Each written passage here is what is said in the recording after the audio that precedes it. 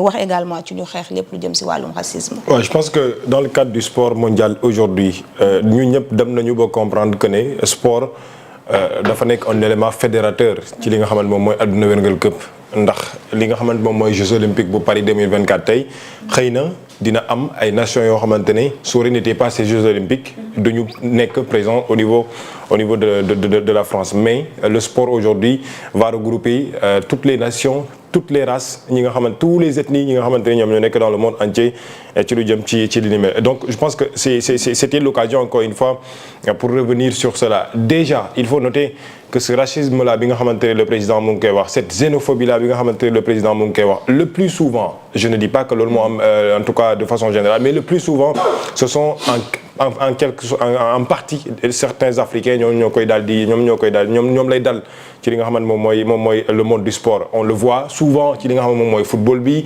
ci li nga xamante ñoom ñooy suivre yeneen championnat yu mag yi, on le voit souvent ci yeneen discipline yi nga xamante ne moom mooy xew ci àdduna wër nga këpp. Donc je pense que c'était le moment encore une fois pour revenir sur cela bu ñu fàttalikoo ci li nga xamante moom mooy maanaam lii di devise bu CIO muy plus fort, plus haut mais plus rapide ñu yokk ci en 2021 ensemble. Donc je pense que c'était le moment encore une fois pour montrer justement l'aspect solidarité bi nga xamante war nañu ko am ci àdduna wérngal këpp. Je pense que c'est vraiment un discours bien réfléchi, un discours boo xamante ne ça a été c'est venu à son heure moment bi nga xamante ne les athlètes ñu ci bëri ñoom ñu ngi dund ils sont victimes de racisme, ils sont victimes parfois de xénophobes, et je pense que c'était vraiment le moment pour mu yëkkati li nga xam ne moom moo jëm ci li benn.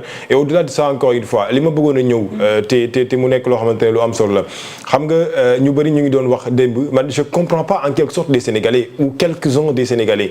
Et hier il se posait la question de savoir qu'est-ce qui justifie la présence du président Bassirou Diomaye Faye en tout cas en France ci li nga xam moom mooy Jeux olympiques Paris 2024. On se rappelle en 2021, lors des Jeux olympiques de Tokyo 2021, on se rappelle que le président de la République était choisi, désigné pour porter la flamme du continent africain. Non seulement du Sénégal, mais du continent africain en tant que tel. En 2021, jamono ji nga xamante ni ñu ngi woon soog a génn mbas mi di Covid-19.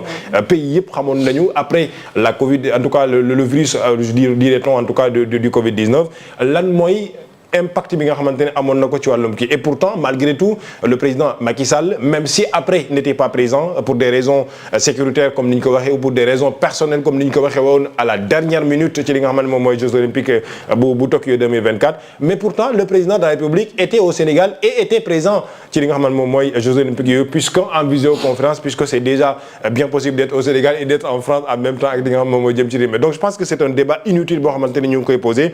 Au-delà de ça, le président Bassirou Diomaye Faye, selon les informations yi nga xamante ne président jox na ko, a été invité non seulement par le président en tout cas bu comité international olympique di ki nga xamante moom mooy Bach, mais aussi en même temps ki nga xamante moom mooy le président Emmanuel Macron. Et ce sont encore une fois les personnes qui avaient invité le président Macky Sall bu ñu fàttali en 2021. Donc je pense pas que cela puisse être un débat important. Pardon? Mais l'accueil a montré autrement parce qu'il n'y avait pas d'accueil de personnalité française. Accueil, c'est-à-dire? Personnalité française amul kenn ku koy accueillir bu wàcc avion bi. Amul benn autorité française bu ko taxaw. De toute façon, je pense que l'essentiel c'était la présence du président. Ça aussi c'est un problème. Donc ça veut dire que invitation bu nga président français bi c'est entre guillemets quoi. Il a été invité par le CIO. Par le CIO. Merci la non grave. ñuy débat sur nos plateaux, mais quelquefois j'ai l'impression que les gens ils oublient. Gis nga boo doon def ay comparaisons. Je le dis pas pour sembler mon frère Omanso, mais man je préfère dem ci discours boo xamee ni tu y vas pour le compte du continent africain en tant que président ñu jox la yow kenn nga jël kàddu pour défendre le continent africain et le sud ka may dem di ànd ak ay nit ci mbirum ay Charlie Hebdo ci bay jamono am ay yeneen yoo xamee ne am na fii ci réew mi. Gis nga il faut qu'on arrête de tout politiser alors que am na peut-être un aspect positif bu ñu ci war a génne. L'aspect positif mooy li ma wax sànq mooy moi je reviens sur le contenu du discours. Wax naa ko sur l'opportunité d'y aller mën naa ci bañ a d'accord parce que yooyu jamono y a la migration qui tue des centaines de personnes. C'est pas 30 personnes yoo dee au moins dañu ne ni y a 100 et quelques yoo xamee ne réer nañu.